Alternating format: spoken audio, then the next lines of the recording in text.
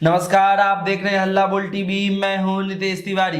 तेज Pratap Yadav Beur jail से रिहा होने के बाद कौटिल्य नगर अपने माता पिता लालू प्रसाद यादव और राबड़ी देवी से उनके आवास पे मिलने गए हैं। क्या है पूरा मामला, हमें बताएंगे हल्ला बोल टीवी के editor in chief Deepak Sharma.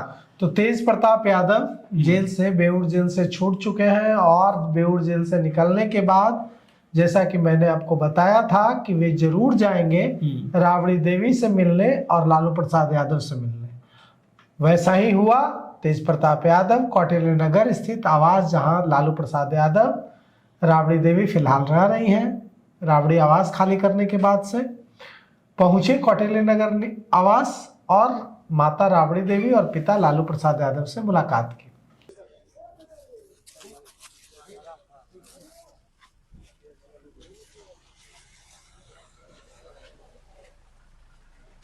तेज प्रताप जी, आपने छात्रों के लिए लड़ा और उसके बाद आपको जेल न्याय मिल गया। आपके लड़ाई के बाद छात्रों के लिए लड़ाई लड़ी तेज प्रताप जी, न्याय मिला आपके इस संघर्ष से। आपको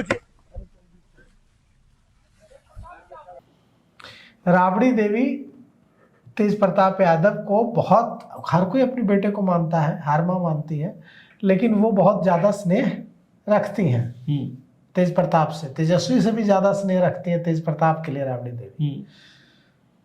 तो यह एकदम जाना ही जाना था तेज प्रताप को आज। तो ये मुलाकात हुई है।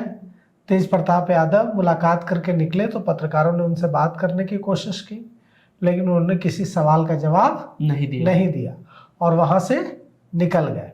वहां से निकलकर आज कहा जा रहा है कि उनकी तेजस्वी यादव से भी मुलाकात हो सकती है।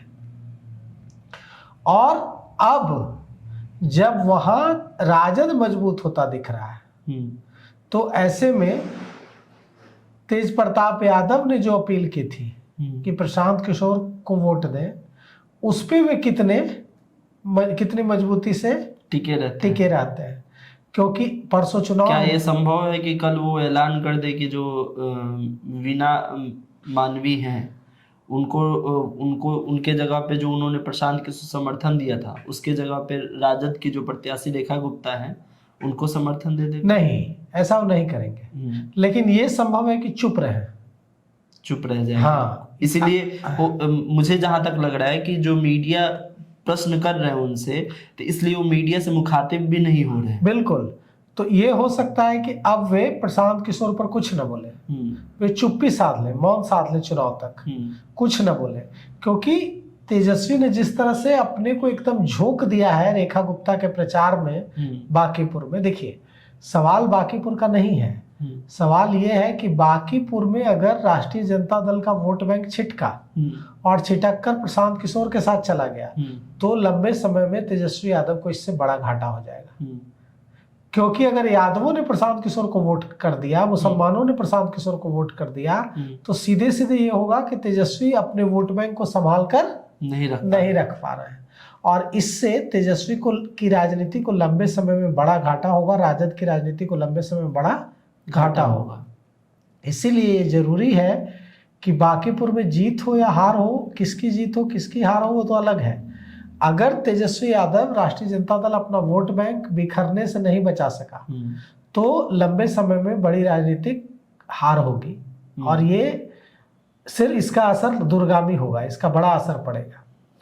प्रशांत किशोर के पास अपना कोई वोट बैंक नहीं है बांकीपुर में, वे भारतीय जनता पार्टी के वोट बैंक में सेंधमारी कर रहे हैं और साथ ही साथ सेंधमारी कर रहे हैं तेजस्वी यादव के वोट बैंक में। लेकिन ये सेंधमारी ज्यादा हो रही थी राष्ट्रीय जनता दल के वोट बैंक में, तेजस्वी दिख नहीं रहे थे, रेखा गुप्ता का प्रचार कमजोर पड़ रहा था। ऐसे में मुसलमान वोटर और यादवों का एक बड़ा तबका प्रशांत किशोर को वोट करने की सोचने लगा था। कई यादव मोहल्लों में प्रशांत किशोर का समर्थन देखा गया, कई मुसलमान मोहल्लों में भी प्रशांत किशोर का समर्थन देखा गया सब्जी बाग इलाके में। लेकिन तेजस्वी के आने के बाद फिजा बदल गई है। तेजस्वी ने आकर के जिस तरह से अपने को एकदम झोंक दिया है और सरकार को चैलेंज किया है, इसके बाद ये लग रहा है राष्ट्रीय जनता दल के वोट बैंक को कि अगर प्रशांत किशोर ने भारतीय जनता पार्टी के वोट बैंक में सिंधमारी कर ली और तेजस्वी यादव का वोट बैंक नहीं टूटा, तो ये भी तो मुमकिन है कि रेखा गुप्ता चुनाव जीत जाए और राष्ट्रीय जनता दल के विधायकों की संख्या 1 बढ़ जाए।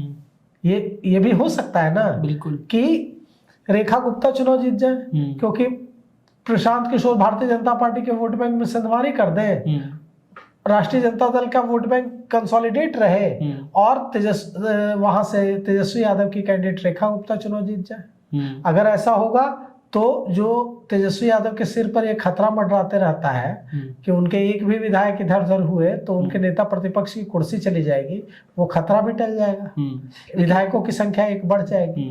इसलिए अब इस संभावना पर भी तेजस्वी सोचने लगे हैं। राष्ट्रीय जनता दल का जो वोट बैंक है, समर्थक वोट बैंक, वो सोचने लगा। सर, जो तेज प्रताप है आज कौटिल्य जो नगर गए हैं, वहां पे तेजस्वी से भी मिलने की जो चांसेस है वो ज्यादातर है। अगर क्या ये मीटिंग जो है ये राजनीतिक भी हो सकती है?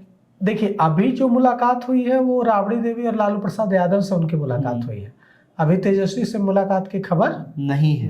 लेकिन आज रात राबड़ी आज रात अभी जो वो गए हैं कौटिल्य नगर निवास, वहां उनकी मुलाकात लालू प्रसाद यादव और राबड़ी देवी से हुई, लेकिन आज रात उनकी मुलाकात तेजस्वी यादव से जरूर होगी। वो मीडिया में खबर आए या मीडिया में खबर नहीं आए, लेकिन आज रात दोनों भाई अवश्य मिलेंगे। और जब दोनों भाई मिलेंगे तो मान मनोबल भी होगा। और यह भी हो सकता है कि तेज प्रताप यादव को इसके लिए भी मनाया जाए कि अब आपने समर्थन देने का ऐलान कर दिया है तो कर दिया है, अब आप चुप रहिए, अब आप कुछ नहीं बोलिए, प्रशांत किशोर के समर्थन में कुछ नहीं बोलिए, विरोध में बोलिए, चुप हो जाइए। तो इसकी संभावना ज्यादा है, चुप होने की ज्यादा संभावना है तेज प्रताप। हाँ, हो सकता है कि अब क्या गुल खिले, देखना होगा। बिल्कुल। तो दर्शकों, आपको क्या लगता है कि इस बार बांकीपुर में क्या गुल खिलेगा? आपको क्या लगता है? आप हमें कमेंट करके बताइए। तमाम अपडेट के लिए देखते रहिए हल्ला बोल टीवी। शुक्रिया।